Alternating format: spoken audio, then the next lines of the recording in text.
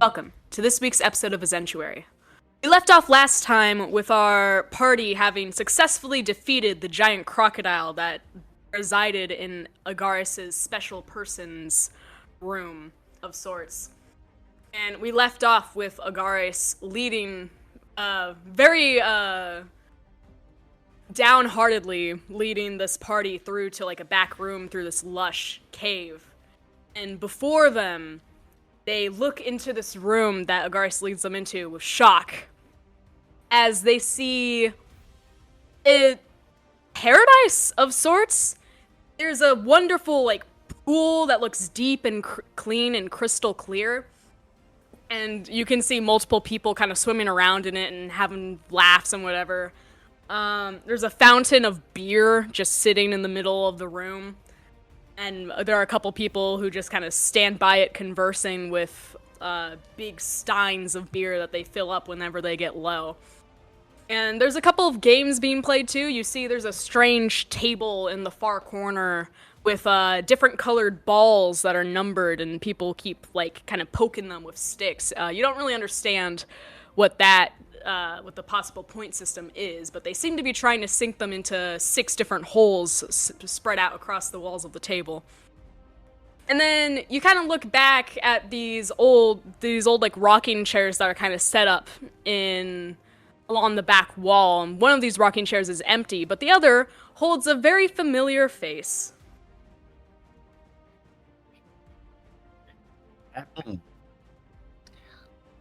Companions, how are you doing there, friends? Over yonder.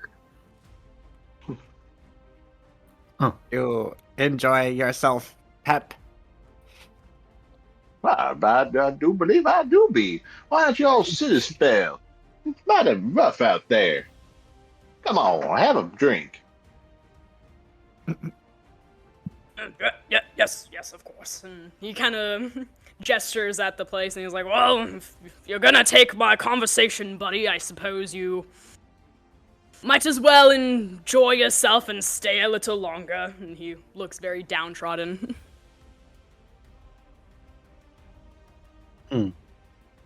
We do not need to take him. He may remain. We simply were trying to reach him to make sure he was out of harm's way. Yes, well, what do you take me for? Of course he's out of harm's way. Now, old Agaris son, don't you fret none. These two folks just trying to do right by the world. I'm telling you, they are good peeps. And I can be back some other time. We do got stuff to do, as I've been telling you. Yes, of course. And he brightens up upon, like, Pep coming to talk to him as well. I do say, your friend is very learned. Very many things your friend remembers. Very, very good conversationalist, yes. Yes, but you one needs to be careful not to always be stuck in nostalgia. I suppose, and he kind of grumbles. But you're very lucky to have him. But if you don't mind, He kind of like kind of looks down at his feet and kicks the dirt a bit.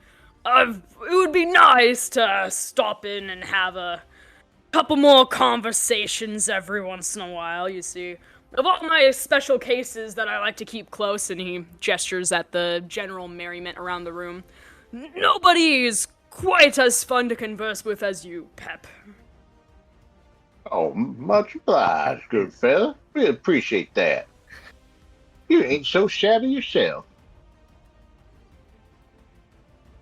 You can see he looks very abashed at this, and he's like, oh, and you can see him light rose tint on his cheeks as he blushes under his beard. It is important to remember, though, that an excess of nostalgia, such as Pep provides, is a stagnation, an inability to cope with the present, an idealized and unrealistic view of the past that can lead to disappointment and regret of living in the present. Oh, here's a thought. I like to talk about what I like to talk about. And I like to talk about the past. And none of that mumbo-jumbo means anything to me because I'm immortal. I understand, but being stuck in such a past can foster a sense of loss of authenticity and be used to avoid present problems, both as an individual and on a societal level. And he kind of grumbles, but you can tell he's not really listening anymore. The problem of immortality is stagnation. I understand. As I am in my 6th rebirth of this existence, I have oftentimes been drawn towards past memories of my previous existences and have been better for not reliving them. I see. That's mighty interesting. That's quite interesting. Yes. Well, it is best if you can avoid the triggering trauma of previous celebrations. Well, that would make sense. Yes. He kind of. It also leads on. Alright, no, go ahead. No, continue, please. Well, where are you guys heading next, anyways? We are Going on to our way defeat to the war. Yes, war. Oh, war, huh? Quite the confrontational guy, I'll say. He's not really fun to have a good conversation about politics with, I'll tell you that much. He tends to be incredibly polarized in both directions. At once. However, if you can find a game to play with him, he likes those plenty. He's very fond of entertainment, you see. Usually the bloody kind, but to each his own.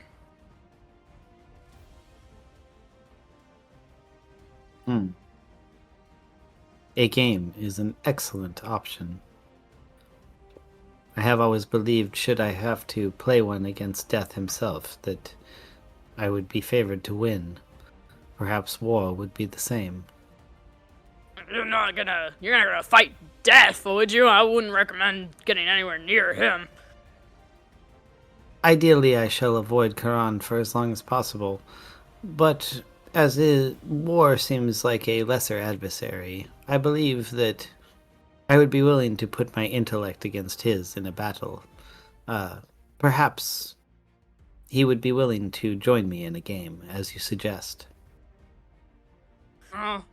Doesn't usually like games involving intellect, but you're welcome to try, of course. Perhaps something more along the lines of a classic board game like Risk, or something equally involving the layout of battlefields. Maybe chess. There's a thought, but he's much more one for games that involve swords and bloodshed and all that jazz, and he's known to cheat, I will say. He's a dirty rascal, that one, and he kind of grumbles to himself, thinking back to some unfond memory. I That like is common bloody in games. war. And cheating is often a resort of those who enter war. Sure. Nonetheless, I would be willing to meet him face to face in a game. Well, if you're heading off to the mountains, you'll certainly get something of the like. I wish you luck, whatever it is you seek.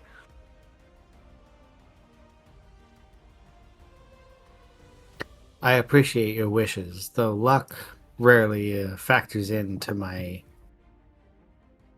existence. Alright.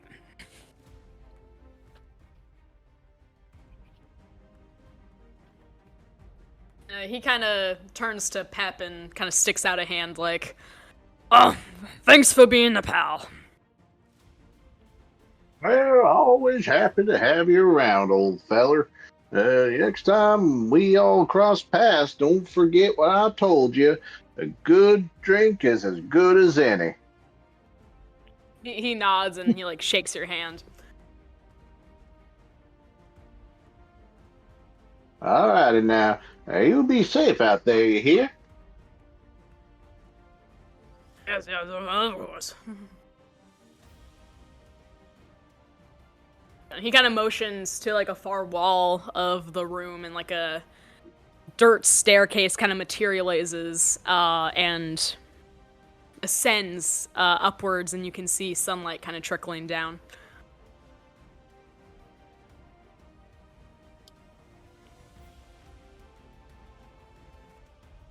Hey, up. Let's go. All righty. Well, you lead the way. I'll be right at your heels.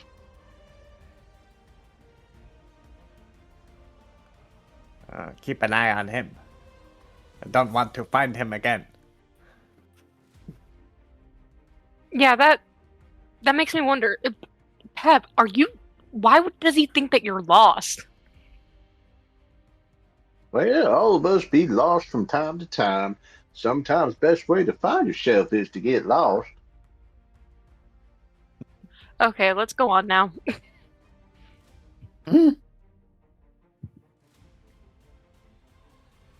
Assuming you all exit up the stairs. Yes. Yes, that seems appropriate.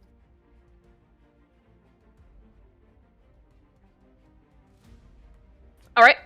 As you guys head up the dirt stairs, you pop out and you kind of look behind you and you see the walls, the thicket walls of the maze are behind you. And you're still on the far side of the lake, but you are outside. You can smell the fresh air. You can kind of breathe it in, and you feel a lot lighter.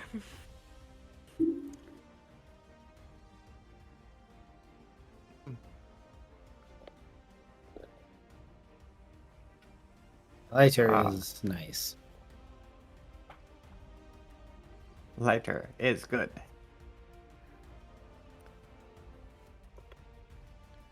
Which way should we go next? I believe north is our destination from here. North to Diamond?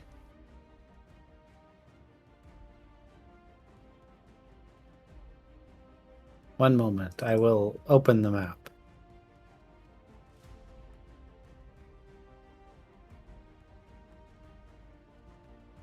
The old diamond in the rough. We are already at the combat area. Therefore, to get to war, we continue north to the little mountain symbol. Okay. Like we're well north of the diamond. We're like up at the lake where the L is. So if we're gonna continue north, we're gonna hit either that rightward like encampment of it's like a pyramid with the top cut off. Mm-hmm. Also, to remind you, Tor, you have Leon's journal. I do. Who's the one who made the map? I guess we can look at the journal and see what he says. Yes. Let's look. So you start cross-referencing what's written in the journal along with the map, and you see a lot of very frantic notes, but he does have a page that clearly states what each marking is on the map. And you see that the diamond in the northern corner is the Dryads, and the crossed swords is for Eucrylus, the old capital. And then the two settlements up near the top by the W, which is war, are two settlements under the influence of war, as he notes. Okay, well, so did we bypass the old capital and end up like kind of, how can I say this? On the lake, if you almost went kind of south, how can I say? The lower of the two marks due east, where there's a little bit of a bay. See. You Is that guys are where we pretty much ended just up? due north from the Dryads. You didn't go like Oh. east at all. Okay, so there's no actual body of water here that we can see on the map. Not on the map, no, it's too small. Okay, gotcha. That makes more sense. In that Yes, case, right. I say we continue going north until we hit that first township or whatever it is claimed by war.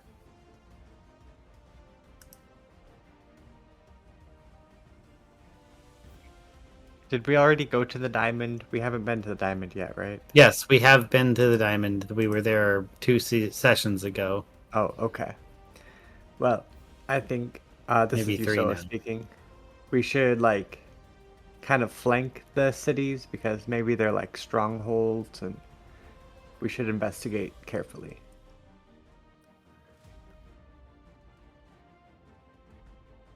All right. I agree with that. So we will move around that first stronghold and see what we can see. Okay. Yeah, it'd be nice to not get into any more combat because Cassie's still at like 2 HP. Definitely. That's We right, you gotta, fought the giant crocodile last time. we gotta rest Yeah. and heal up. Yes, on the way we should rest and heal up. Yeah, I want to go on the mountain side of the encampment there. So like, I guess that would be the west side of it. So Alright. okay.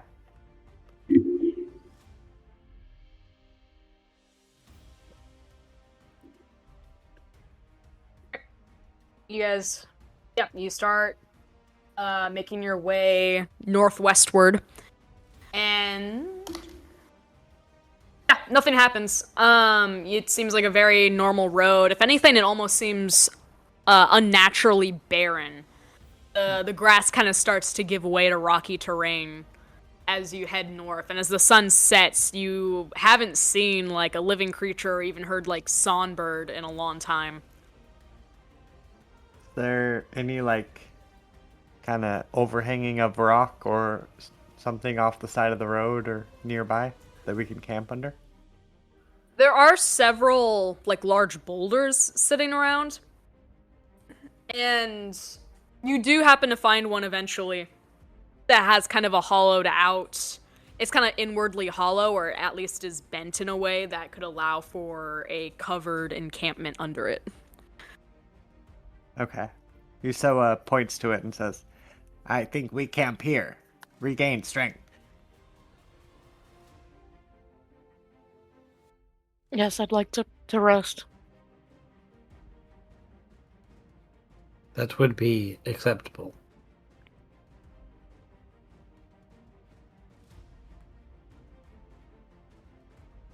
Okay. Yusoa takes out her tinderbox and looks around for any like wood. Is there any wood around? Roll me like an investigation or a nature check. Okay. Let's see here.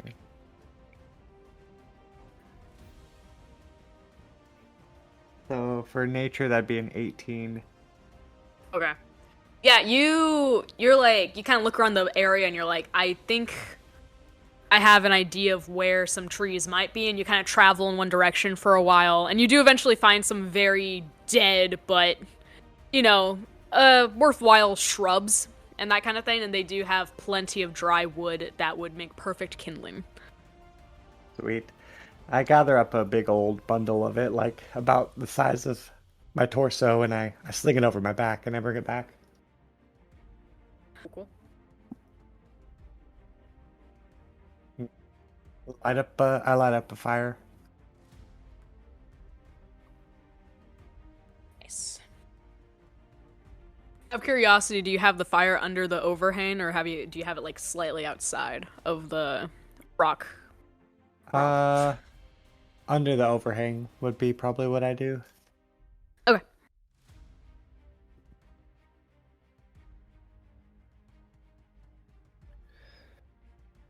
Your shelter becomes a little smoky, but other than that, it's bearable. Hopefully everyone else is Yes, okay. Yeah. that is acceptable, Yusoa, as we do not breathe. We do not concern ourselves with such things. This is true. Glances over at the other two. Move to the outside if you're coughing. Oh. Sure, old Pep remembers breathing. Right to do. Remember when the air used to be nice around these parts? Old Pep members. See? 5 seconds ago? Yeah, exactly. Some people, they forget really quickly. They be like, oh, it's always been like this, but not old Pep. Old Pep members the good days, and the good minutes, and the good seconds.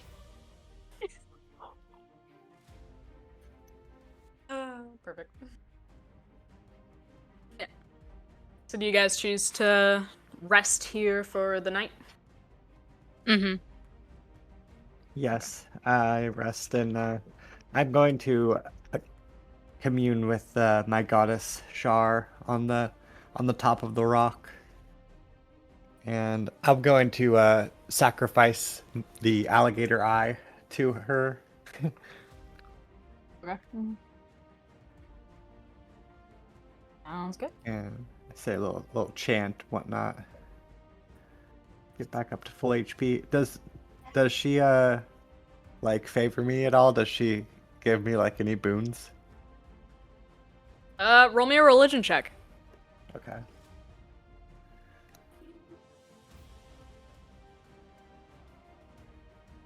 That's an 11. You feel a little stronger, and for the next 8 hours after this long rest, you get +1 to any strength ability throws. Sweet. Nice. Thank you. Anybody else wish to do anything during these restful night long hours? No, I just simply meditate on my existence and repair my physical form as best I am capable. Cool. I believe. Cassius, do you do anything but sleep? Again, believe he that was at like restores 2 my- HP, so he's probably just like beat for the night. Fair enough. Just wanted to check. Yeah. Mm-hmm. I believe a long rest restores my spell slots too, so that's kind of nice. Mm-hmm. Yeah, long rest should restore everything, so. Excellent. That's what I need, considering I was down to about a quarter of my hit points and completely out of my second level spell slots.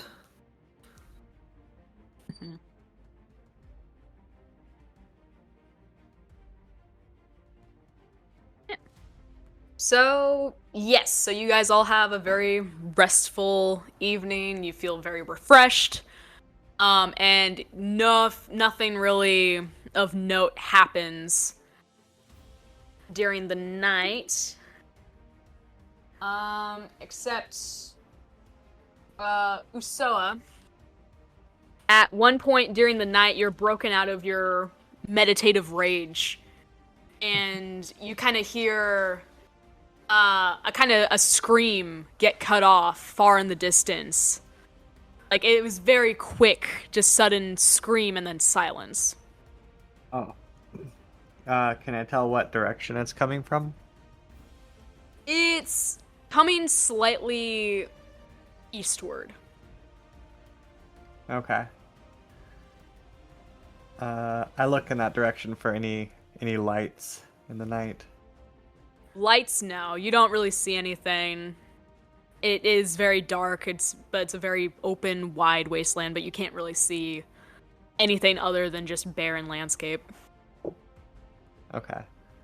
Alright, then I take note of it and pass the rest of the night, I guess. Alright, sounds good. Other than that, you guys all wake up in the morning as the sun starts to touch the peaks of the mountains.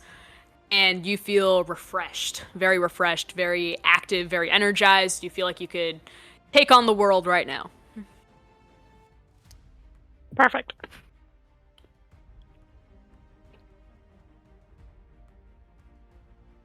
And your I fire tell, has dwindled out to very kind of lightly charred embers. Oh, nice. I tell the others, me here, scream, to the east. No sign of civilization, that direction. Was it did it sound male or female? Female. It was female. It was probably a mountain lion. Very possible. Or a fox. They sometimes sound like screaming women. I shall send the hawk to look. If there is anything within vision, they will see it. Good idea. Alright. How far can you send your hawk out? I think previously we established something like 500 yards. Okay. Yeah, you send your hawk out. It flies for a while, and it's just mostly a lot of barren landscape, still some rocks, a couple of dead shrubs every once in a while. And it's almost reached the end of its, like, distance that it can go from you when you see, like, a bloodbath, pretty much. You see splattered blood and 3 corpses littered on the ground. Oh.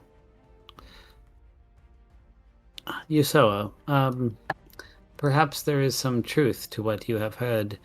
It seems there is a bit of blood in that direction.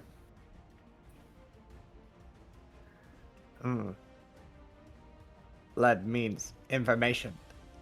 Could lead to more vengeance. Perhaps we investigate.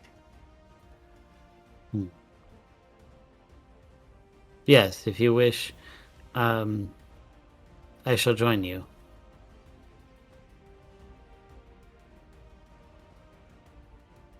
Okay. Alright.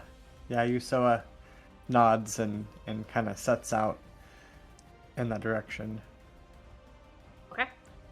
Yep, you set out, and once again, it's just dusty and barren and all the things I've already used to describe it.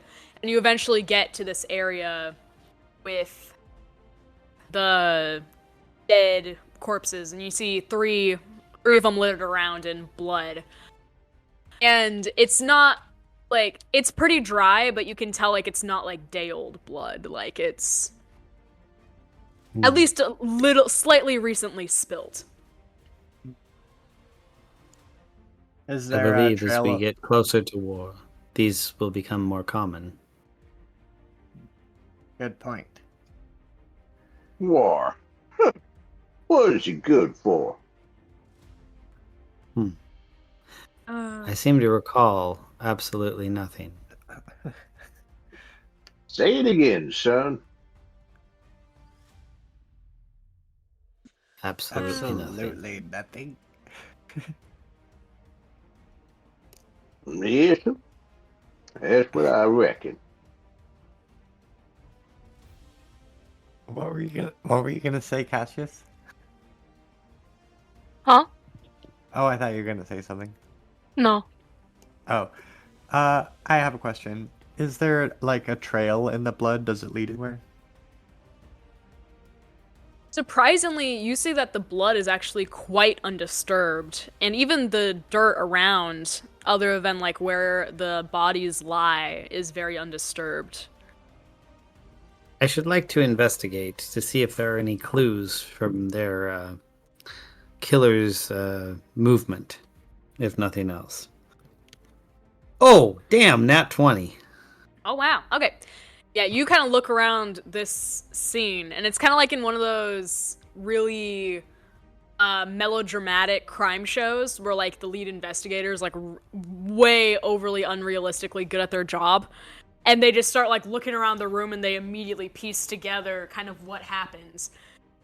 And you're able to deduce that because, Usoa, I'm assuming from the night before you kind of relayed all that had happened, pretty much just one scream cut off and then silence. Yeah. Tor, you are able to deduce from that, and from the way the corpses are strewn about, as well as the fact that there's not much disturbance in the blood or the dirt. You kind of piece together a really good image of what event might have taken place here. And you surmise that this was a group of people walking kind of in a line, and the people in the back were picked off first and died very fast upon the ground. And then there was a woman who's in front, the woman corpse, noticed her dead companions and let out a scream, but before she could properly run or get help or react, she was killed. You're able to notice this due to the way the bodies are distributed and kind of their spacing and whatever. But additionally, you find it very perplexing that there's no disturbance in the dirt or in the blood. And the only way you can think of that the attacker wouldn't have disturbed these things would have been if the attacker was attacking from the air.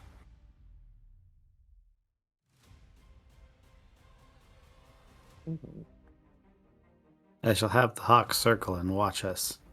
Make sure we are protected from above.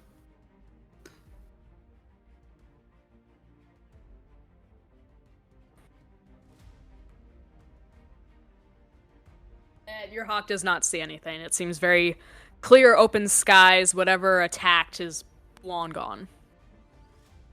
Alright.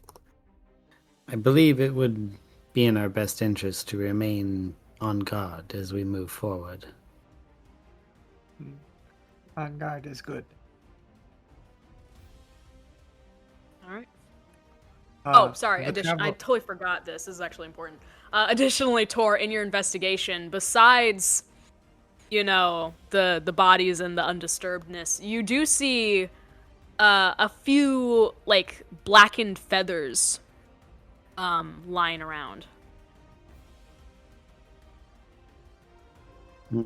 I should like to pick up one of the feathers and examine it. Trying to decide, is that a nature check? If you're trying to pick up specific details about the feather, that'd be investigation. If you're trying to discern if you've seen this specific feather in anything in nature, that'd be a nature check, I would say. Okay. Alright, let's start with trying to examine the feather for information. That is a 14. That's nature. Nature? Yes. Okay. You can discern that this is very specific, there's a very specific coloring on these feathers that you don't really recognize right away, or at least you can't really place what, bird or feathered creature it could, relate to. But you do take note that this feather is very large. So whatever this feather belonged to had to have been at least a medium creature or bigger. Okay. So we know the approximate size. Now I'll do the investigation of the feather itself to see if I can get any information about it. That is a... God dang it. 15. Oh, no, wait. Investigation. 18. Sorry. Okay. Trying to think of what else you can actually glean from a feather. Pretty much just, I would say there's a very... Okay, go ahead. I'd say if there's anything on it, like the blood itself is splattered in a certain way, or if it, has been broken in any particular manner, something, or it smells a certain way, beyond just, I'm imagining nature tells me what the type of creature is, but the investigation is telling me what has happened to the feather itself. Yeah, that makes sense. You can discern that this feather was shed after the attack. So most likely, it didn't fall off during the attack, and it didn't, fall off before. It was probably, after the attack. The creature shook its wings in a way or something that caused a few feathers to fall before it flew off. Okay. And additionally, I'm trying to think. You kind of give it a small smell, and you're hit not with like the odor of like a beast or bird, but almost a perfume type smell, something floral and feminine. Oh, fascinating. Hmm. Companions, I do not believe this carnage was caused by a wild animal, but something humanoid, even potentially shape changing.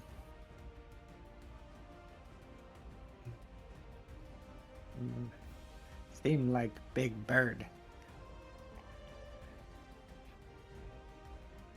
Yes, approximately medium sized, or the size of you or I. The bird, that is. But I do not believe them to be permanently a bird, rather something more akin to one of us that takes on the shape of a bird. Maybe it's a harpy. That is a possibility for sure.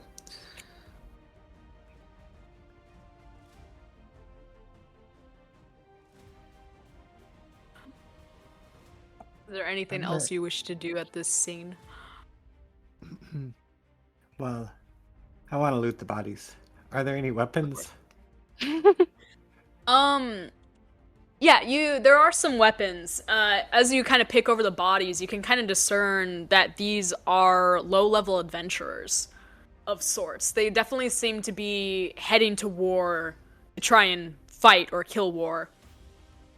But yeah, let's see. The woman in front seems to be a magic user. She only has a basic dagger on her. But the two men behind have a great sword and a hand axe. Dang. Okay, I take both of those. I ask, Okay. anybody want these?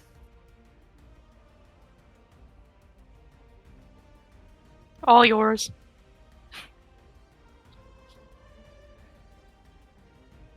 I think maybe Big Bird might not like big stabby thing.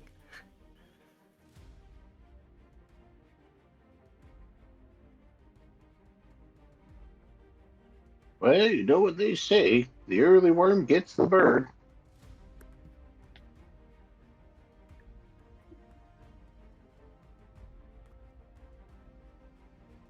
I Who would missed be you, the Pep. worm? Well, the stabby thing be the worm. Because, you know, it's all small and wiggly-like into your insides. I mean, not the worst analogy you've made. I take that as a compliment.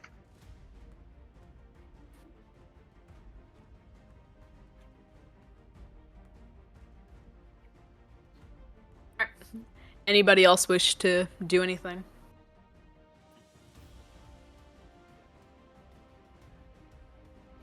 I believe we should push forward towards our goal. These appear to be nothing more than distractions towards our main quest. And besides, if this thing can fly, um, there's no way of knowing if it's still hanging around. So it's probably best that we head out. Agreed. So you guys continue northward, I'm assuming, to get to the route around the settlements that you had previously agreed upon. Yeah, you and everyone who's wearing like heavy armor or medium to heavy armor, you kind of start to sweat as the baking of the sun kind of falls down upon you in this area with very little shade. Huh. Well, I do reckon this be one a hot little place we be in right here. Yes, well, I would say to remove your armor, Pep, but that would fall into the category of out of the frying pan and into the fire. Yes, I reckon you're right. Perfect. Other than that, it's a very uneventful trek up towards the mountains, and you do eventually reach the mountainside, and you can see what seems to be some sort of encampment, or a village of sorts, like in the distance towards the east from where you are against the mountainside.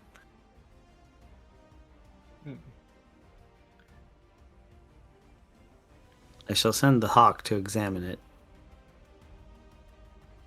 Right? Yeah, your hawk flies over this village, and it seems to be a pretty standard, normal village. You've got some really simple houses, lots of smithing areas. This seems to be a big focus, is lots of smithing areas. You see that there's a central forge in the middle of the town. But other than that, you see from like the hawk's vantage point above this village, it is very empty. It's like you even see a dried up shrub kind of roll past as like roll through the empty streets of the village. Like it is strangely still. Companions, the town seems rather empty. There's even a, what do they call it, tumbling shrubbery moving its way through town. I believe that indicates a rather abandoned place. And can you only see through the eyes of your hawk, or can you hear through the ears of your hawk too? I don't think we ever established that. I'm just going to assume it's flying overhead and I'm seeing through it, and we're high enough up I can't hear anything. Alright, yeah. Yeah, you only see what I described. Perfect. So I'll pass that on to the companions. Companions, should we proceed into this township? Seems safe to me. Agreed. I guess we make our way into town. Or to the encampment. Alright. Yep. You do this, and yeah, as you walk through, it is very empty. And you see lots of mining equipment and lots of smithing equipment lying around. You see a very large display of weapons that seem to be freshly forged, but not exactly quite finished yet. Kind of like lying around. And as you guys kind of get to the heart of the town with this large grand forge. This large forge, you begin to hear distant noises of battle. Kind of coming from the northeast. Companions, I hear battle in the northeast. I'm going to investigate. Me go with you. Go right on ahead. Alright, Who well, all at is least going to we saw- investigate the battle? I will go. Tor, Usoa. Cassius and Pep stay behind in the village. I don't know. Pep's gonna go check out as well. He reckons he's been having enough time on his hunting these past few days, so yep, might as well get back into the thick of it. Alright. Alright, I'll go too then. Okay. Yeah, you guys venture forth through this village towards the northeast as a party. And as you kind of go through what looks to be like a main gate to the village, you kind of round the corner and look, and you are shocked as you are met with the scene of a horrible battlefield. On the far side, you do see the second encampment, but between these two settlements, you just see an awful bloodbath, a war that's raging on right now. You see many lie dead, and there are definitely two of these two conflicting groups are battling strongly against each other. And out of curiosity, everyone make me a perception check. Sure. Well, I do reckon 11. Pep's well rested and quite perceptive, so he gets a nat 20. All right. I got a No, 13. Tor gets an 7. 11. I did decidedly worse at an 11, yes. Yes. And Usoa. I got a 7. Okay. Yeah, you all are very transfixed by this battle. You're very, very focused on this battle. But Pep, you feel, with your divine sense just kind of emanating, you feel you can almost feel a shiver up your spine as you feel a presence to, like, the westward mountains, and you look up and you see near the peaks of the biggest mountain in this mountain range, you see a large, massive being sitting upon this kind of rocky outcliff watching the battle below him. And you can only discern that this is War himself. His skin burns like a dark red color and his eyes flame orange. And he has large horns and tusks protruding from his head as he watches this battle with a shit-eating grin on his face. But he almost perceives your gaze upon him, and he turns and looks directly at you. And you feel this fiery flash of energy as he locks eye contact. And I need everyone to roll a wisdom saving throw. Ooh, okay. True wisdom saving throw. That'd Oh, only that is be a 22. 13. I got a 9. That is a 16. Or what was yours again? 22. Alright, yeah. You, yeah. Oh, cool. Good to know.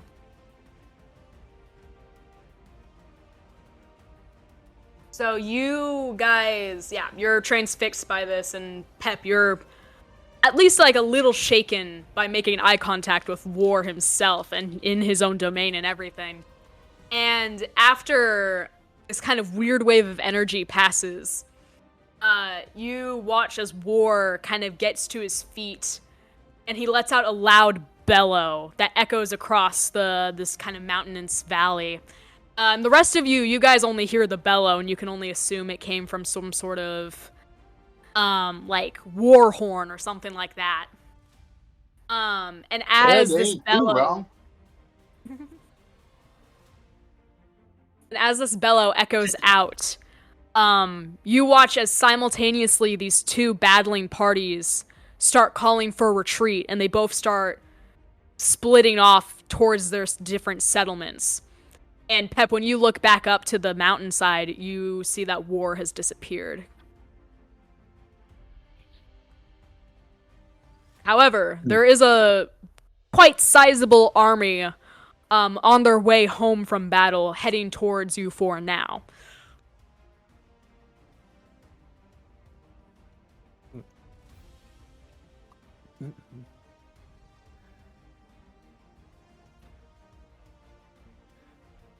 Maybe we could get some information from them.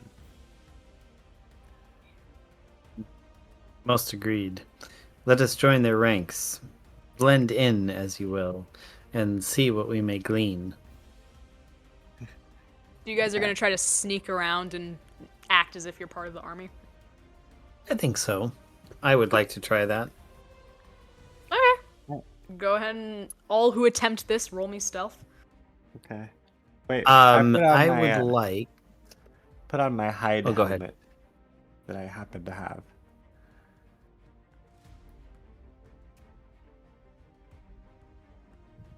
Really quick, let me look at something. And I'm wondering,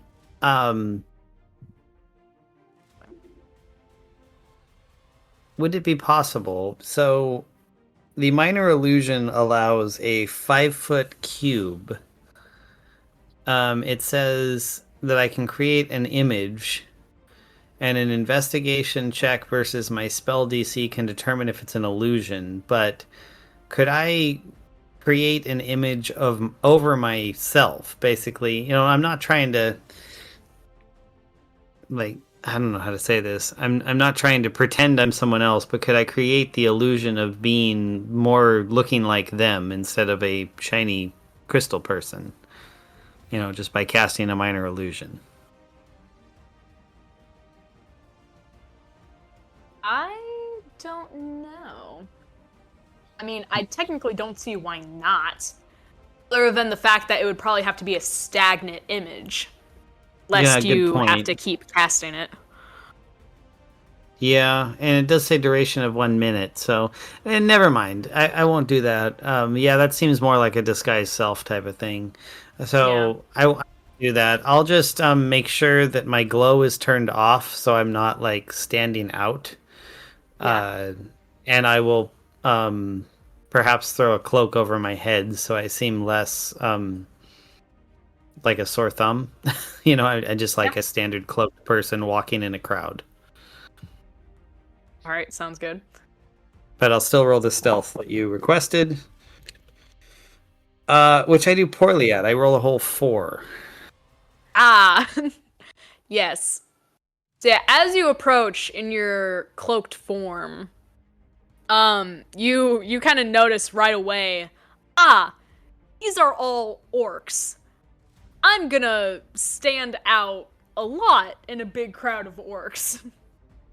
And sure enough, one of the ones on the flank kind of notices you. But he almost seems entirely disinterested. He gives you like a weird look, but kind of continues on with the rest of his group. He doesn't seem interested in confrontation. I kind of look at him and I say, "Speak common?"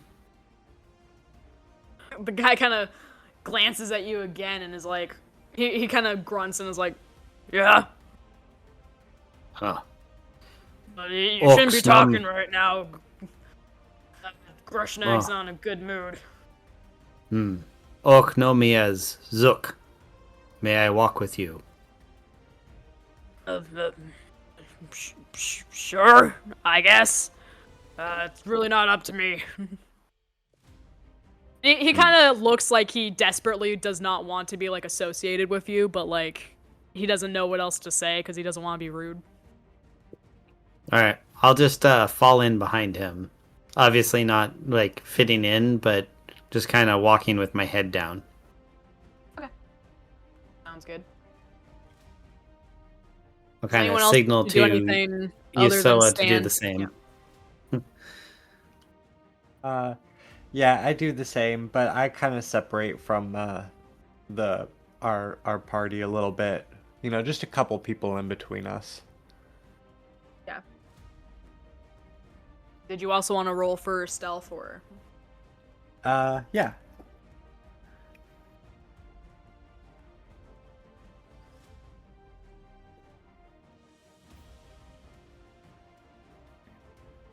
$15. Yeah.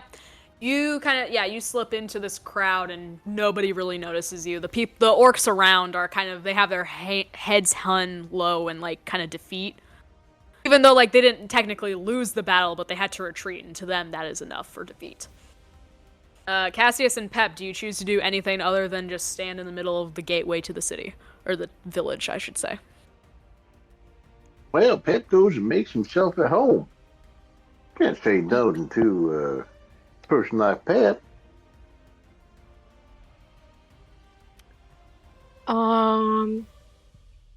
I honestly have no idea. If the orcs are coming in my direction, though, I'm probably gonna step off to the side and just kind of watch. Yeah, makes sense. And Pep, you choose to like make yourself at home in the gateway of the village. Yeah, it seems like a good enough place. Maybe go wander around the village, follow some people. Just kind of get the lay of the land.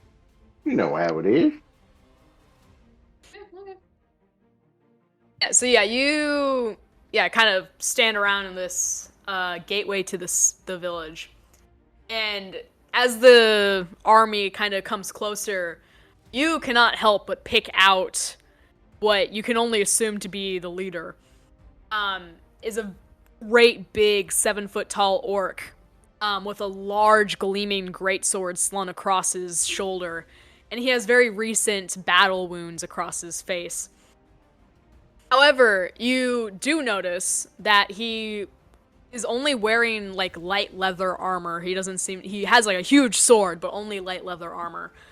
And he makes direct eye contact with you as he approaches, and he kind of stops, and the rest of the army stop in tandem with him. He just kind of grunts and goes, "You, who are you?" My name be Pep Ridge Farm, but you can all call me Pep. How you doing today? Yeah, his face remains stoic and unchanged. Not good. War has not been Not won good? yet. Oh, shucks. That don't sound no good at all. Yes. Which But war now- you talking about? And he kind of looks at you. He gives you a very quizzical look. The war. The only war that matters right now. But you are in the way of my tired and hurt companions. And he gestures to the large army behind him. Oh, I don't mean to be in no way. Please continue on through. I just wanted to say howdy. He kind of gives a nod. Just do what you want. Just don't interfere. And he kind of clumps through the main gate, and the rest of his army follow behind him.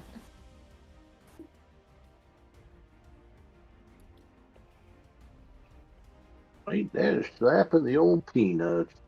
That feller needs a good pick-me-up.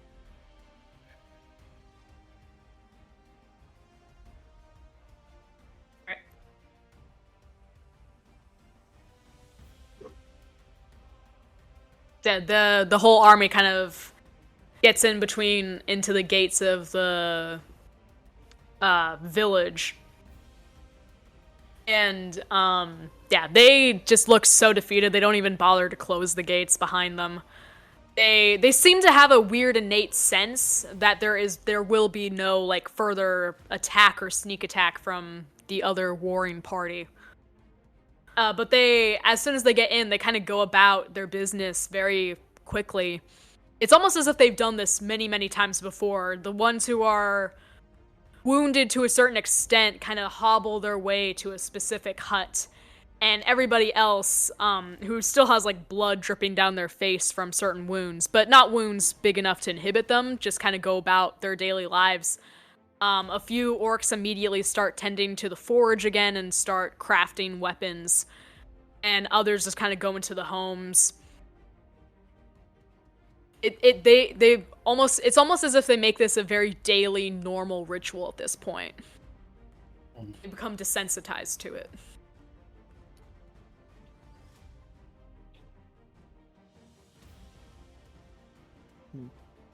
As this group kind of splits off, Tor and Usoa, what do you choose to do?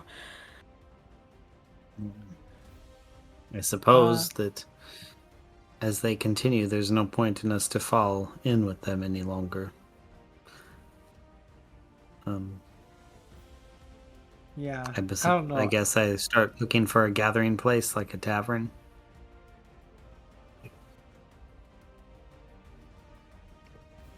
That sounds good. I was going to go to the blacksmith area. Okay. You guys want to split up and do that, or? No, I want to go to like a tavern too. So that sounds cool. Okay. Tor, go ahead and roll me in like a perception check or something similar to try and see if you can tell where a tavern might be. Sure. Perception. That would be a 10. No, you don't really notice anything. All the buildings and houses look very, very similar. And you do notice that pretty much most of the buildings that don't seem to be homesteads are like specifically smithing or mining buildings, plus like huts that the especially wounded went into that you can only assume is a medical cabin. But you do not notice or see anything that looks to be serving drinks or have a tavern of any sort. Noted. I guess I will just wander around the streets, kind of paying attention for whatever I can glean. Yeah, you wander around, and like I said, it's very back to business. Everybody seems to be working. You even see like a small orc child weaving baskets, and his fingers are calloused and almost bleeding from just weaving these baskets. But yeah, you hear obviously a great amount of... Oh, sorry, go ahead.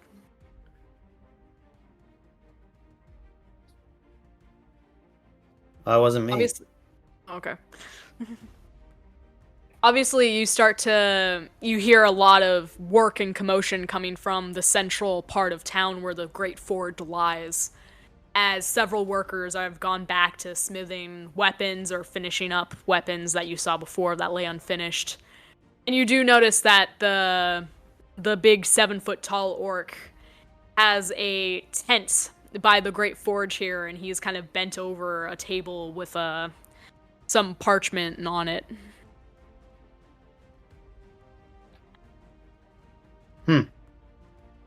I shall approach.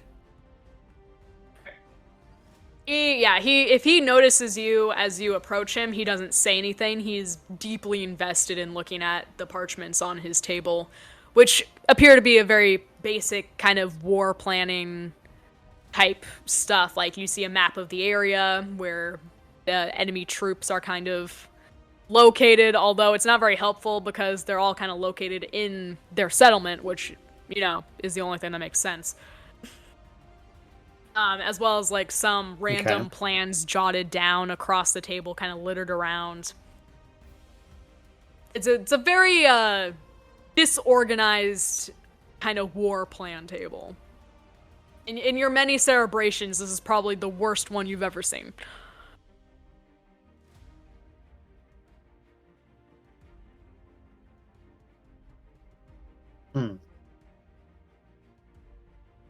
Fascinating. I shall approach and say, might I suggest an alternative strategy? He kind of looks up and is like, "What you know about war?"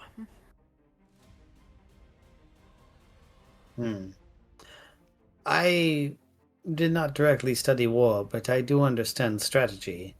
As such, I believe I can be of help to you in this endeavor. He gives you a very searing look, but he kind of stands up straight and gestures for you to, like, work on the table.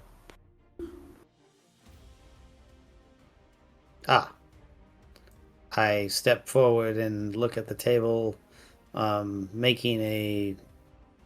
How about passive investigation first, and then attempting to use my knowledge of history to draw out one of the more successful battles of, say, I don't know, like Julius Caesar.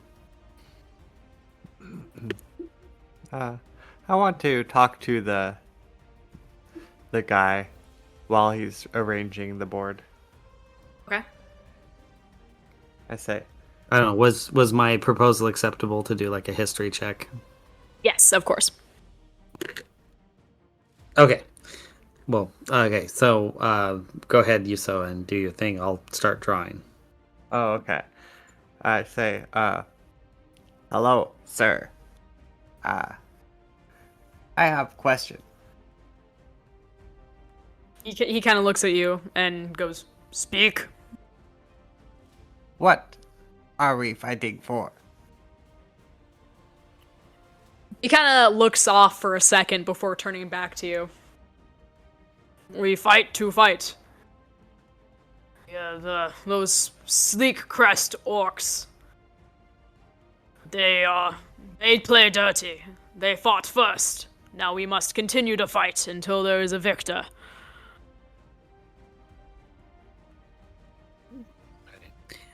If it matters, when I laid that out and I like draw up a war plan, I roll a 25 on my history check. Well, yeah, you are. Yeah, from your multiple celebrations, you're able to gather that this kind of mountainous valley setting, it would be very beneficial to try and flank and use the mountains or the rocks on either side as cover and try to flank the village and make up like another stronghold among the mountains per se and kind of strike. Use the element of surprise, I suppose. I don't know history of wars. This is my best assumption. So, I guess what I lay out is like the Battle of Alesia, which was basically Julius Caesar versus a confederation of Gaelic tribes, where there was like a group of Romans stuck in a fort, and he did this like double wall thing where he was able to defeat everyone on both sides simultaneously. Maybe.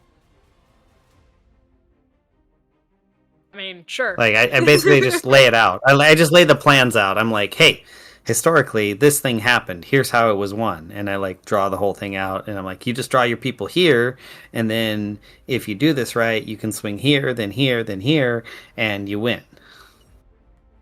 The orc kind of bends over and looks at what you've drawn out. He gives a grunt and goes, "Will not work."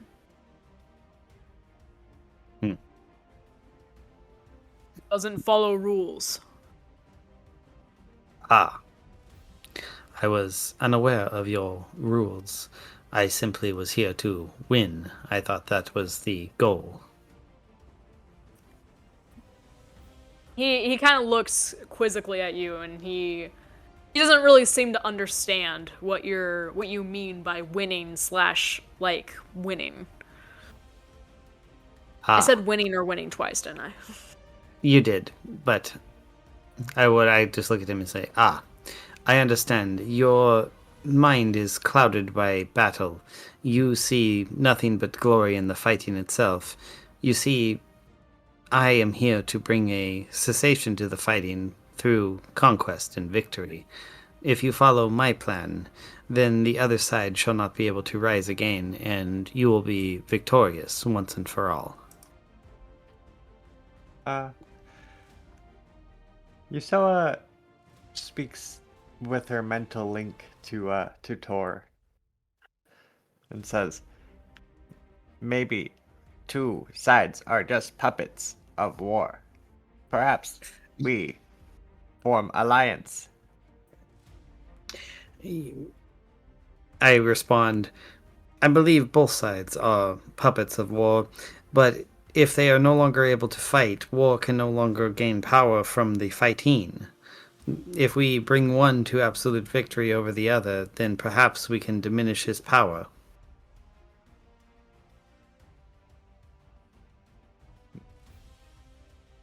Could be.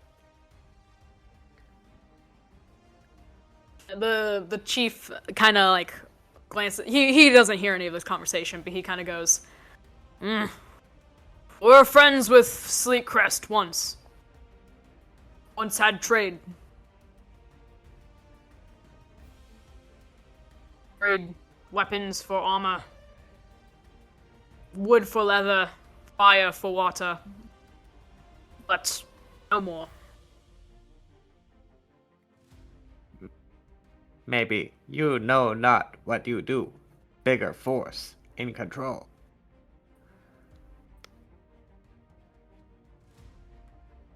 Me biggest force here. Even Dragon was passive bystander before. Orcs. You know of shadows. Demons. Things that you cannot see.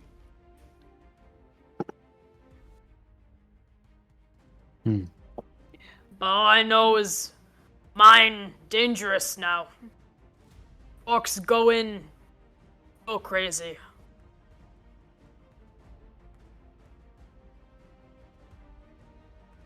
Yusoa, they're I know bigger. of. Oh, bigger enemy. Team up against the big enemy. Only enemy I know is Seacrest Orc. Okay. I will respond to Yusoa using message. Yusoa, you are attempting a class solidarity to fight against those who are in control. This is not a successful strategy. There are far too many who are entrenched in the system as it is. You will have more success in eliminating the problems and usurping that which remains. Could be. But maybe when the game piece is eliminated, death just finds a new game. Or war just finds a new game.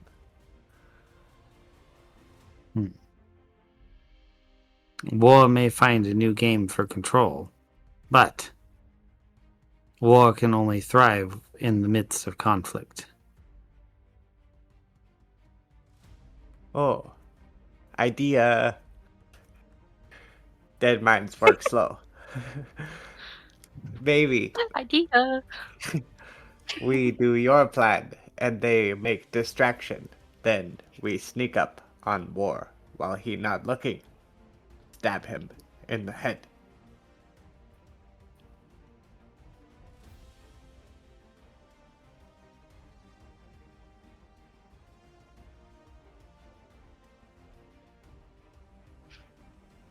I am Hello? willing to make this attempt. Oh. I got a question. Would I be able to, would Cassius be able to kind of like get into this like conversation that they're having with the orc about like all this? I don't see why not. He seems like, once again, as war obsessed as he seems strangely passive with you guys here. Interesting. Okay. He's very What focused. did he say before about he was like like he's the biggest one, right? He's the strongest, right? Yeah. Okay.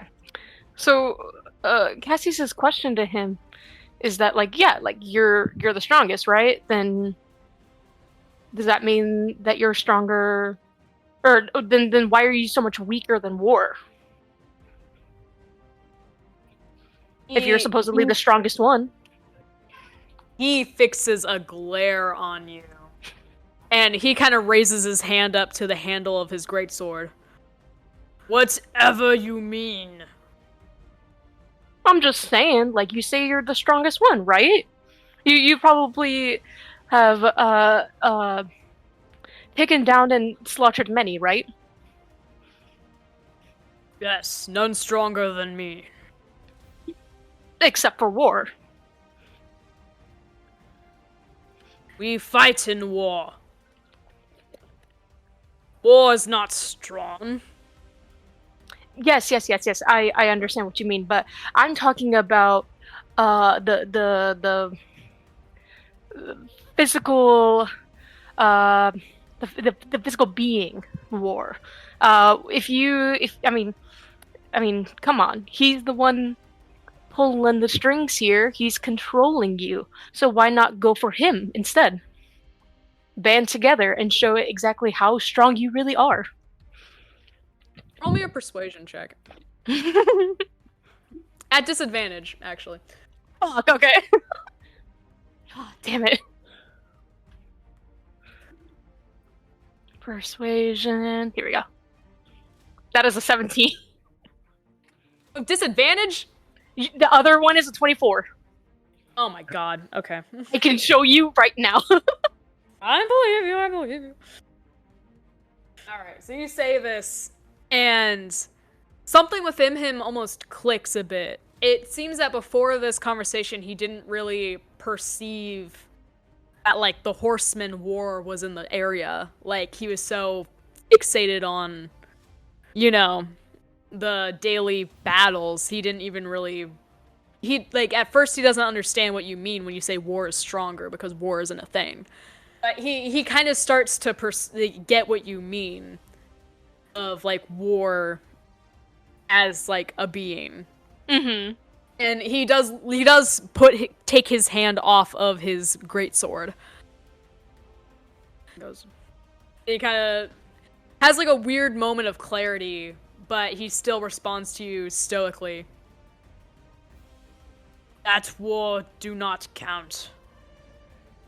There's a difference between strength and foolishness. And he kind of seems to recognize his situation a bit stronger, and he kind of looks at you. If we do not fight, he kills us all anyways. If we fight too much, we grow weaker. This village once held nearly 100 orcs. Now we have dwindled. But better this than for all my people to be slaughtered. Ooh.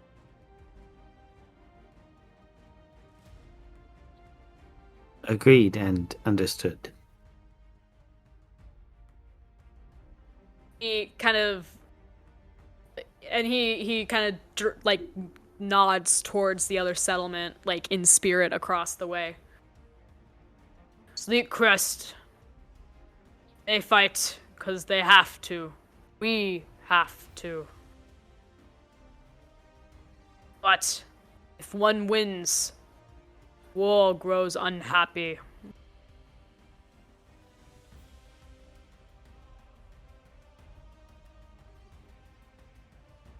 We must I understand. keep fighting. And with that, you kind of almost see the spark that was in his eyes before kind of fade away as the effect of war takes over him again.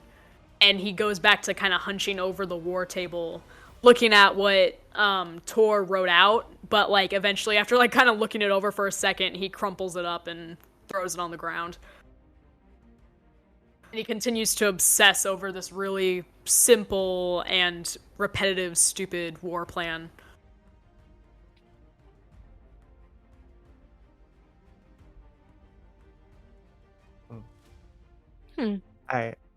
Yusoa says, we must break the spell.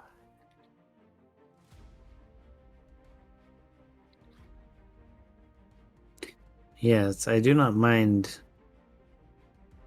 many of these soldiers following blindly into battle, but we should divert these forces as best we can. Or can you roll me a history check? Absolutely. That is 24. Cool. As you're kind of thinking over, like, we need to find some way to kind of divert these forces, you remember that on your way here, the Dryad Queen mentioned something about seeds of hate being sown into the villages. Yes, I remember it well. Perhaps we can get the various villages to quarrel within the ranks as they exist. You know, that villager over there stole that villager's soccer ball. Or, sorry, that's not very timely as a fantasy world. That villager over there stole that villager's pig bladder. Maybe we can uproot the seeds. Destroy them. Agreed. I will attempt to start a conflict, I guess. I go over. Hey, you there. Were you the one that stole the pig bladder from Johnson last week? You just point like a random orc. Yeah, basically. He kind of looks at you and goes, what's pig bladder? I knew it. It was you. And I point down at another orc. You! I know. This is the one that stole your pig bladder. You should come take it back from him.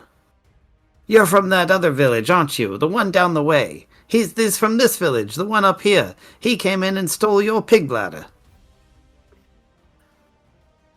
Roll for deception. Deception. Oh my god, a I minus didn't 1, get so that this makes far. it a 10. I got a 10. Yeah, they kind of like look at you. They look at each other, and then they look back at you. And they're like, "Who are you?" Alright, fine. You know what? Here, you want to play it that way? Hold on. I cast Charm Person. They have to make a wisdom save. Both of them? No, one of them. The further one down, that's like, who are you? Yeah, he gets a 4. Yeah, he fails, so he completely believes me, and he is charmed by me until he is harmed. So, for at least right now, I was like, hey, it's this guy. He's the one that did it. And he's, my goal is to be like, hey, you, tell your friends, get them with you here. Yeah, this is the guy that you've been looking for. The one that stole your pig bladder, the inflated one. Grab as many people as you can. Rally them to your cause. Come kick his ass. Yeah, he looks back at this other orc who is still quite confused, and like with a look of utter betrayal written on his face. How could you? That was great grandmother's pig bladder. And he kind of looks around and he's like, tomorrow, before deadly battle, we meet here, we settle score! And whatever. And this other orc is like, but John, we're brothers. And yeah, John is in a complete uproar, and he's Not like, any brother of mine. I imagine it be more like, but you don't own a pig bladder. John, what's a pig bladder? I don't know, but you stole it. And he kind of runs off, and he starts like yelling towards other orcs. And then let me roll something. Blah blah blah.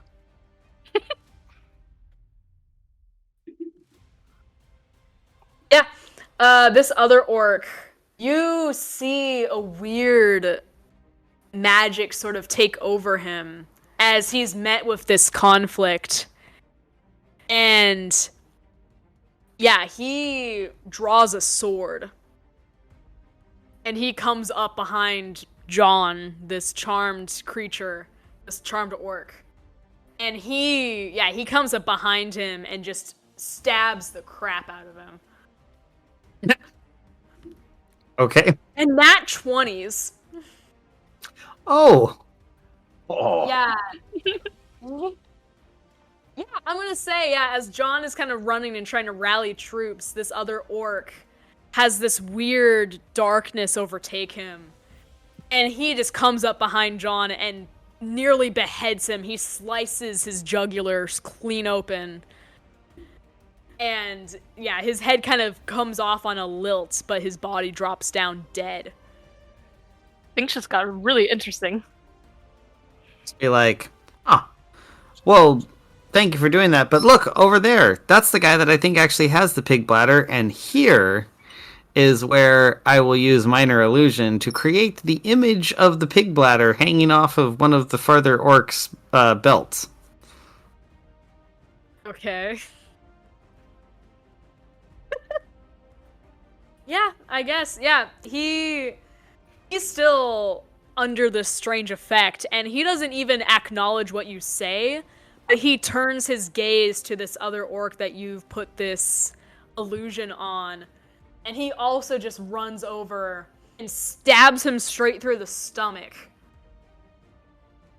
And yeah, this other orc isn't dead, but he's kind of sputtering and kind of grabs at his orc companion, the guy that just stabbed him, and grips his shoulder, and he kind of coughs up blood and is like, but why? as he falls down. Let me roll something really quick. Okay, yeah. No other orc really seems to react to this, but yeah, the one who's on a murderous rampage, yeah, like slices through this other orc, and when this other orc doesn't die, does it again, and then he kind of falls dead on his sword, and he kind of slips his sword off of him and lets his dead body fall to the ground. I'll cast it on the next guy over and be like, no, you got the wrong one, not him, the other guy, the one that was next to him. Look, it's on him. Alright. Okay. Yeah, so yeah, once again, this other orc kind of turns his attention to this orc. But the orc you put the illusion on has been paying attention, and he draws his sword, which admittedly looks a little bigger and better than this other guy's sword. And he makes the first attack this time. And misses. And this other guy also misses. So yeah, they completely clash as their swords meet. And this other orc is trying to talk him through it. I'd like to aid the attacking orc, the crazy one. I'm going to go ahead and let the minor illusion go and use prestidigitation to create the magical effect of flames on the attacking one's sword, so it looks like it's ignited and like he has some kind of divine inspiration of some kind as he's attacking the first guy. Alright, yeah. Funnily enough, as you kind of cast this, the orc who's wielding that sword looks very confused and really tries to hurriedly reassure the insane orc, but the insane orc kind of grits his teeth, his like big lower jaw, and he clicks something, or you see him kind of channel some sort of focus through his weapon, and his weapon also comes alive with flame. Awesome.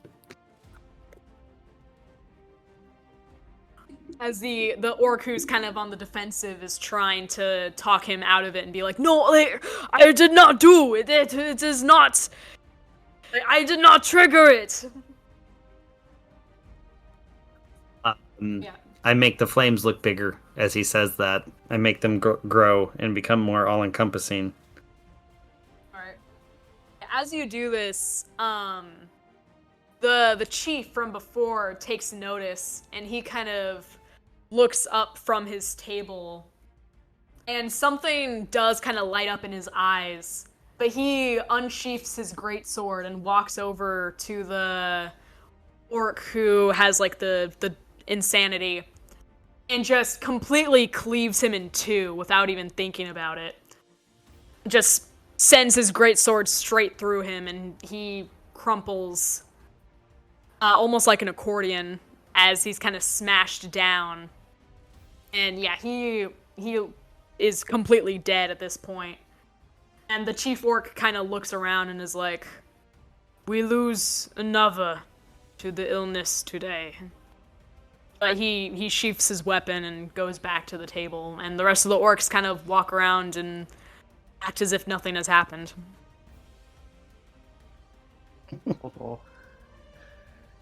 Okay. Pep is just at the side, shaking his head, going, "Ain't right."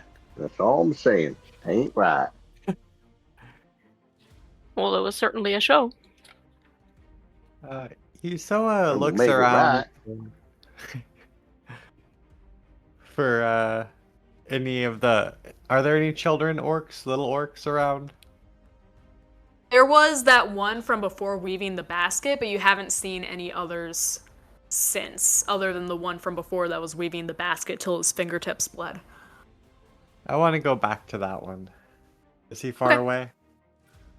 No, I mean, it's like a smallish village. Like, it's not like a town or a city. It's a village. Okay, I go there. I go to the little kid. Yeah, he's still weaving. I say, excuse me, little man. Don't be afraid. He looks up at you. I give I give him a little bundle of herbs for protection that I got a while back. Oh, from the apothecary. Yeah. This Perfect. keep you healthy and safe.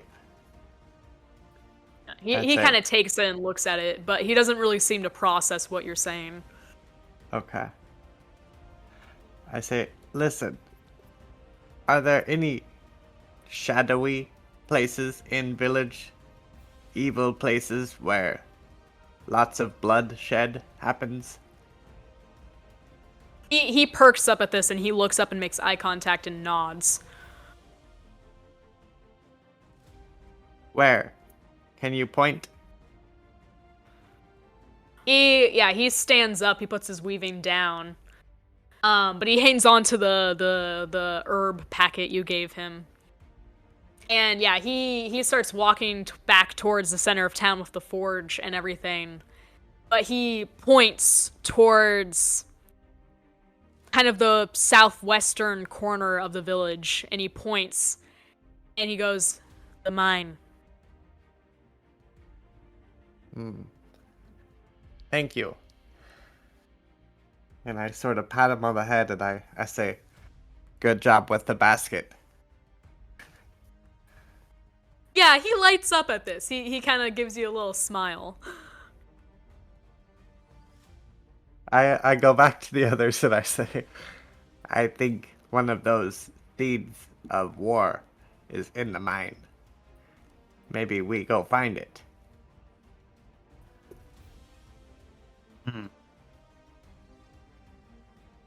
It is a possibility.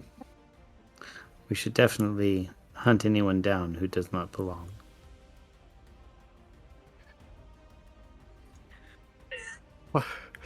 Tor, why are you so dark lately? You dark crystal. I am neutral crystal. I am simply reflecting that which is around me. Oh, not your fault then. No. Yeah, Remember, of course. I am but You're thought absolved of given all your form. consequences. No. Remember, I am but thought given form. I am truly neutral. Therefore, I reflect whatever is surrounding me. Perhaps it is this area of land we are in. It is consumed by war, and therefore I am consumed by it as well.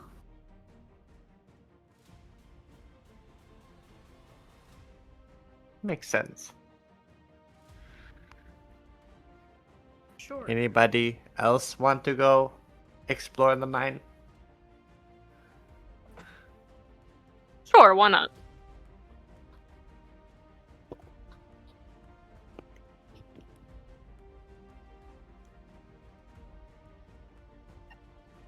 I'm assuming the party agree this is a worthwhile venture. I would say so. Alright, yeah. So you kind of look back towards that southwestern corner that the boy pointed in. And you see, yeah, there's an exit from the village and a kind of crudely made stone steps etched into the mountain that kind of wind and weave up a few hundred feet. And then you see kind of, it's a few hundred feet up, but you see a little mine entrance in the side of the mountain up high. Huh. Is there a river or running water around it at all? Like the steps? Yeah, I guess the steps, yeah. No. Okay. I go up the steps. I kind of, I creep up them. You creep up, so you're trying to approach stealthily? Yeah. Okay. Yeah, so yeah, you stealthily climb this, good 200 feet up stairs. Takes you a while. But yeah, no one detects you at all. You're kind of walking up these stairs, you're heaving and puffing, but you're like, aha! No one will suspect me.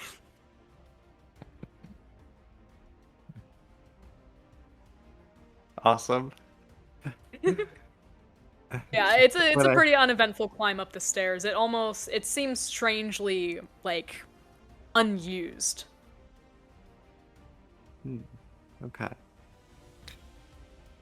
So I get to the mouth and there's nobody guarding it that I can see. No.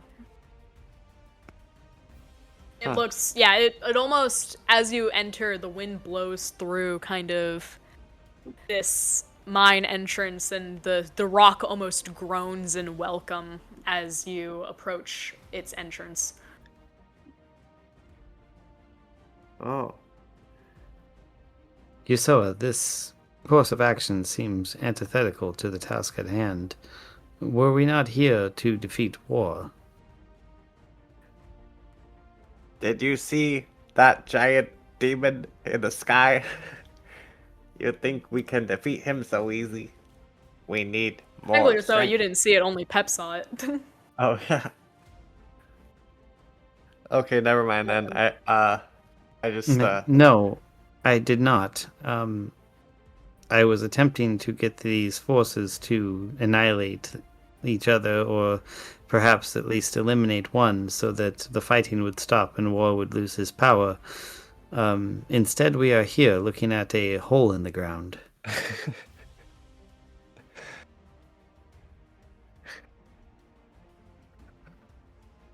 How deep is the hole? Well, it's not a hole in the ground; it's in the mountain. It's a mine shaft. It's a mine shaft entrance into the mountain. Hole in the Never mind mountain, therefore. A deep, penetrating shaft through rock. We tried your way, Crystal One. It ended in what? 5 dead innocent orcs. Now we try my way. Yes, so we do the we've tried nothing and we're out of ideas approach. Okay, let us go.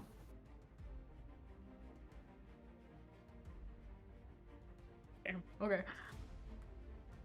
Yeah, you you start into this like mine entrance, and your footsteps kind of echo on the stone and reverberate around the walls.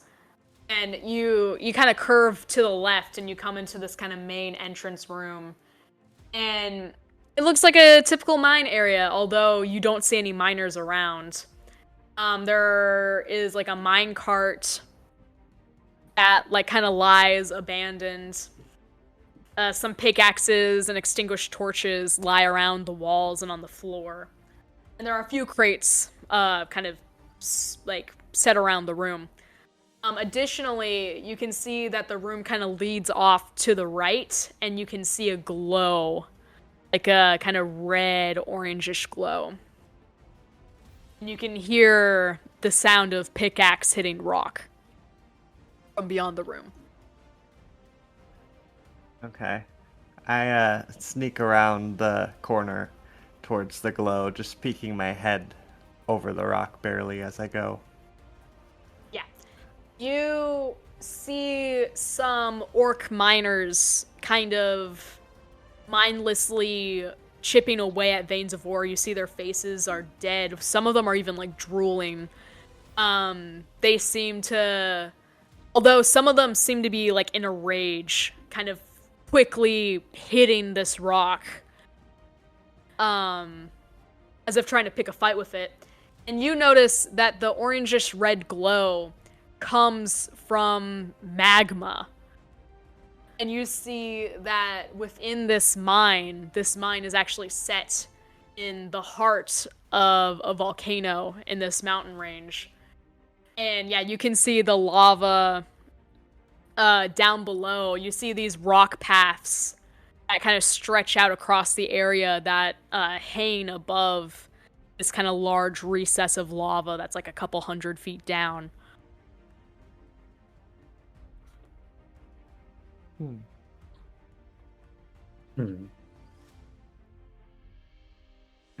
Welcome back. Why, Where do thank we- you.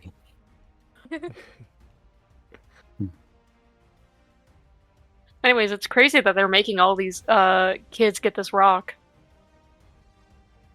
Agreed.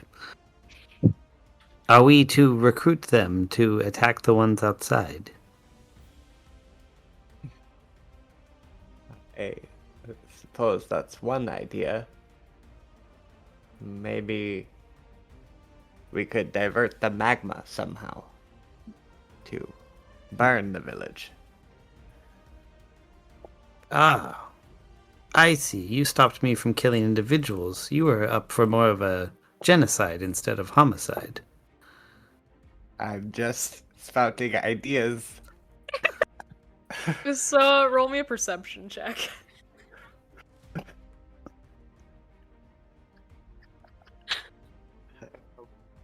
That's a 12. 12. Okay, yeah. You don't notice anything else. Other than like 5 of these orc miners kind of chipping away. Ah, these poor children. Oh my I have god. I have also heard of the benefits of using child soldiers. Perhaps these are what you are considering? Maybe we can talk to them. I go up to one of the miners. I say, "Excuse me, what are you mining for?"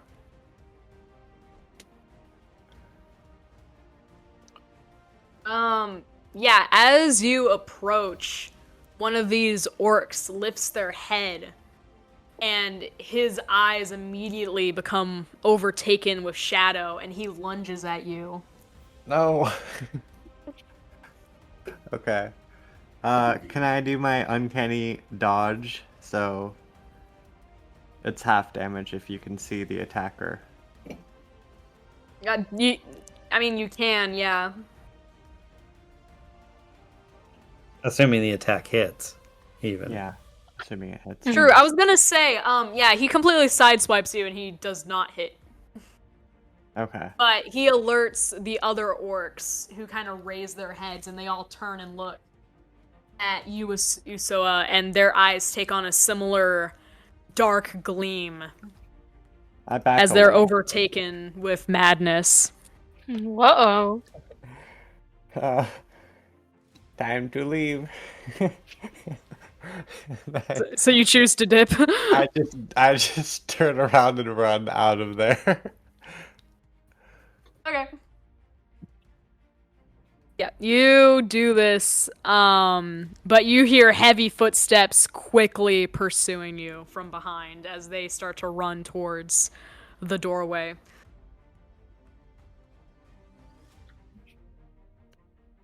All right. Okay.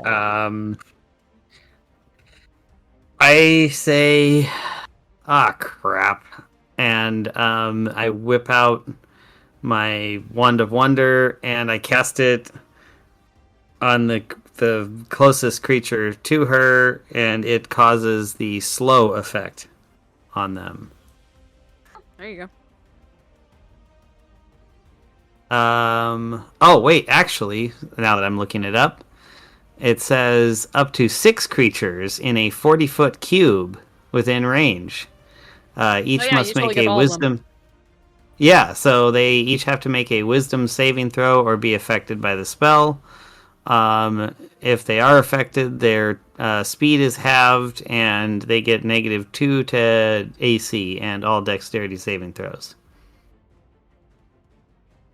That would be so cool. Unfortunately, I rolled an 18. For each one of them? Okay, alright. The one gets an 18. One gets a 2 and fails. One gets a 5 and fails. One gets an 11, and I'm assuming fails. And one gets a 3 and fails. Yep. Okay, so all of them are slow except for the one.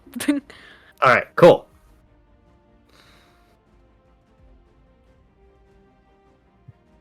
Alright. Yeah. Well, only one of them is still really pursuing. Yes. As the others slow down, but they are still very intent on destruction. In fact, one of them is actually going to swing and try to hit the one right next to it. It seems like it's itching so much for bloodshed that I can't even wait until it gets to you. and turns and takes a swing at one of the other orcs and misses. But this catches the other orcs' attention, so two of them start to fight. But one fast orc plus two other slowed down orcs are still coming at you. Damn, I was gonna ask which one of the orcs you think would win.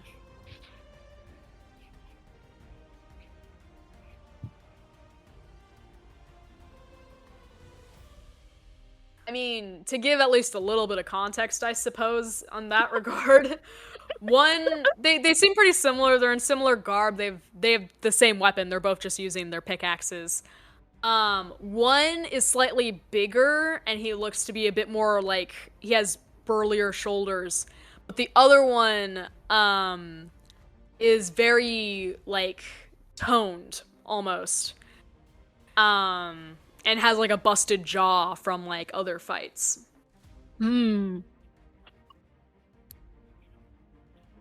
Got you. Okay, my money's on the big one then. Anyways, we can continue running. Okay. Does anyone else choose to do anything? I mostly just, like, I kind of mentally tell everyone to keep running to the mouth of the cave. Maybe they'll be repelled by the light. Okay. Oh yeah, too bright. Too bright for little orc eyes. Alright, yeah, you guys kind of run towards the mouth of the cave. And as you get close to the exit, you hear a thunderous roar echo from within the cave. Like the mine. Oh no. Uh-oh. But you don't hear anything else other than just a kind of wailing roar. And you actually hear the footsteps of the orcs cease. Guess we have a winner. Yep. Well, thanks for indulging me, everyone. Mm-hmm. I still think it was a bit not right, but, you know, it is what it is.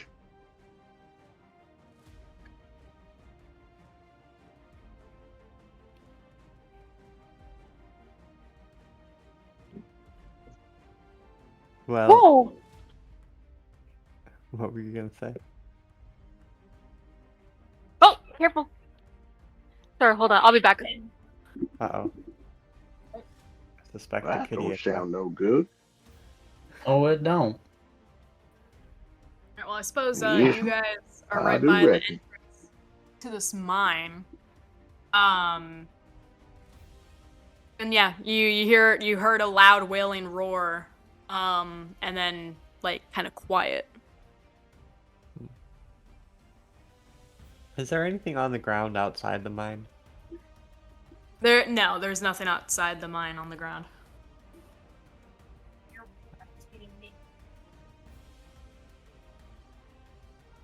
Well, shall we go back to town?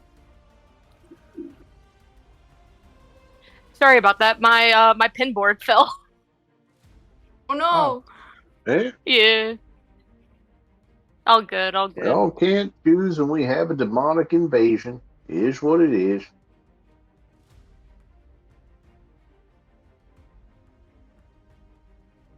So you guys want to head back to town? Yeah.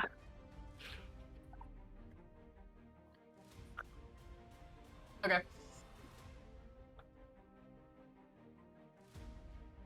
So yeah, you guys go back down these 200 feet of steps with no instant.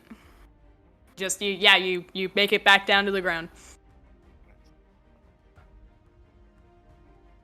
And the bodies from before the earlier occurrence seem to have been swept away. Nice. Is there an orc nearby? Yeah, it's starting to get late in the day, so they're all starting to kind of rest themselves for the battle tomorrow. But you do see one orc that's kind of putting finishing touches on a very finely crafted blade. I approach him, and I say, Okay. "Hello, nice weapon." He grunts. Yeah, made it myself. When does the battle start tomorrow? It just starts. We wake up, we get our stuff ready, and go out, and they're there, and we fight. Thank you. May glory and vengeance be upon you. He kind of nods and goes back to finishing up the blade.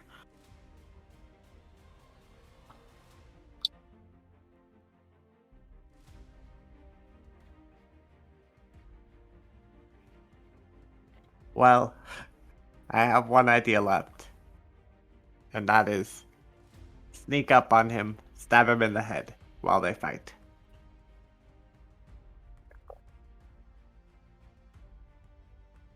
Stab Goddamn. war in the head. I don't know. She's going for the old sneak and stab approach as opposed to the stab and sneak approach. I can see the potential benefits of such an approach.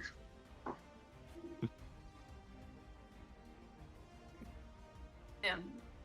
Usoa, actually, as you talk about this idea of, sneaking up and stabbing him in the back of the head while he's distracted, you feel a weird power take over you, and you have nothing else on your mind but revenge. And you suddenly remember some instance or other of when Cassius, say, chewed too loudly during a rest, and it really just cut through your concentration on your meditation, and it really, really bugged you.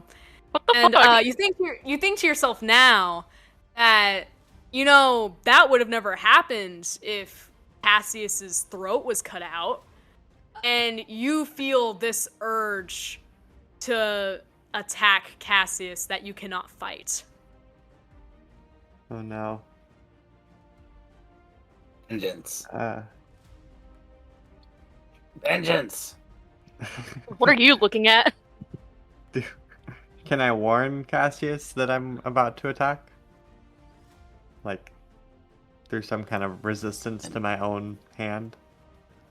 Roll me a wisdom saving throw.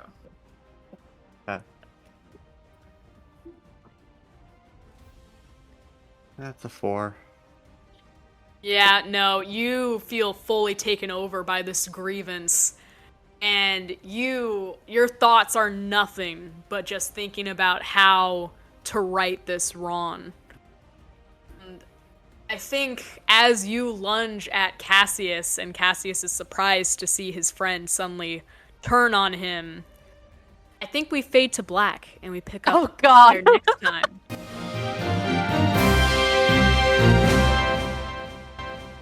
Oh no. Honestly, probably great timing because I gotta fix my pinboard. Yeah, true. Like, right as the black fully takes over the screen, you just hear vengeance. Perfect. Oh no. All right, very interesting. All right. Well, yeah, that was interesting. Okay. Oh, my shit is everywhere. Sorry, I'm so distracted. I think I'm gonna head out here, but honestly, great session. Thank you so much. Oh. No problem. I'm very See you next time. interested to see where we go next time from here. Yeah. Alright, but bye, Ash. See you later. Bye. See you guys later. Yeah.